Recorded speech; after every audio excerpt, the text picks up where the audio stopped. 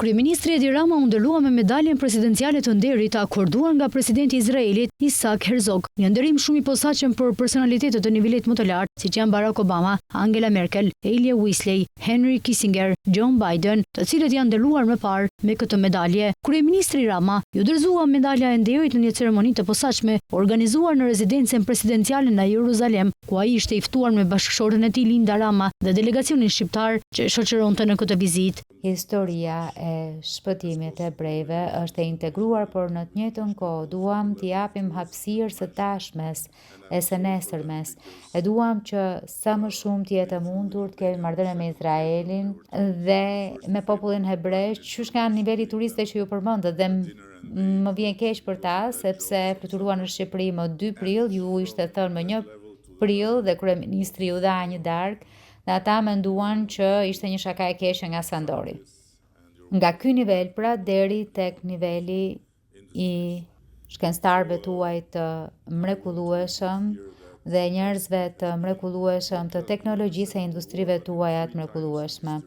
Dua ta përsëris këtu që ashtu siç ka qenë jo vetëm gjatë luftës së dytë botërore, por 3 herë në histori, tokë ku hebrejt gjetën streh e mbrojtje, Shqipëria do të jetë gjithmonë shtëpia juaj e dytë dhe ju do të jeni gjithmonë të mirëpritur në Shqipëri.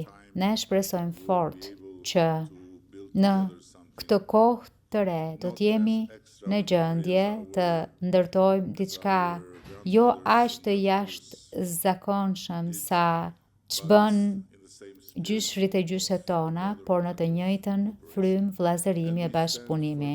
Kreu i qeverisë përmendi faktin se ndryshe nga vendet e tjera, Shqipëria u bë një streh për hebrejnë gjatë luftës së dytë botërore. Rama theksoi gjithashtu se si nazistët ju kërkua udhëheqësve fetar në vend që t'u dorëzonin hebrejt, por ato refuzuan ta bënin një gjë të tillë, duke thënë që mund ta merrnin vetë të marrin.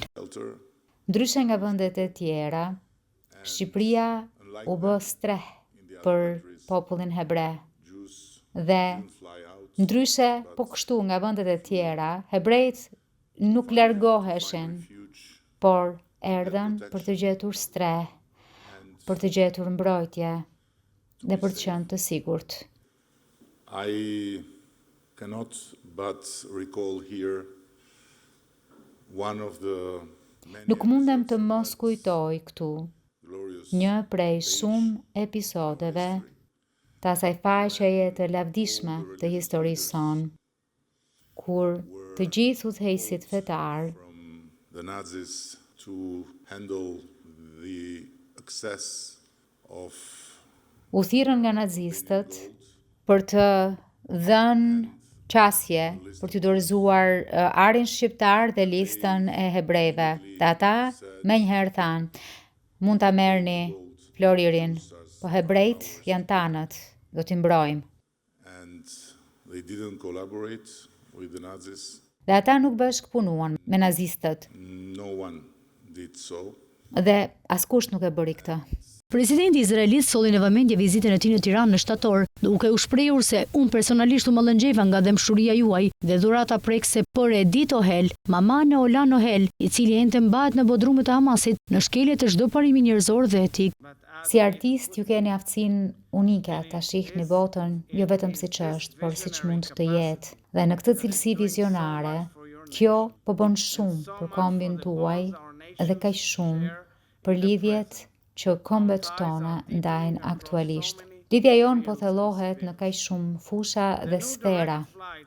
Fluturimi i ri drejt për drejt midis Tiranës dhe Tel Avivit po thjeshton shumë udhëtimin dhe po ndihmon shkëmbimin e drejt për drejt. Në përfundim, presidenti izraelit bëri thirrje për lirimin e menjëhershëm të gjitha pengjeve të tyre, të cilët tha ai, ndërsa flasim, torturohen në këtë krim të neveritshëm dhe në vazhdimsi kundër njerëzimit, të gjithata deri tek i fundit.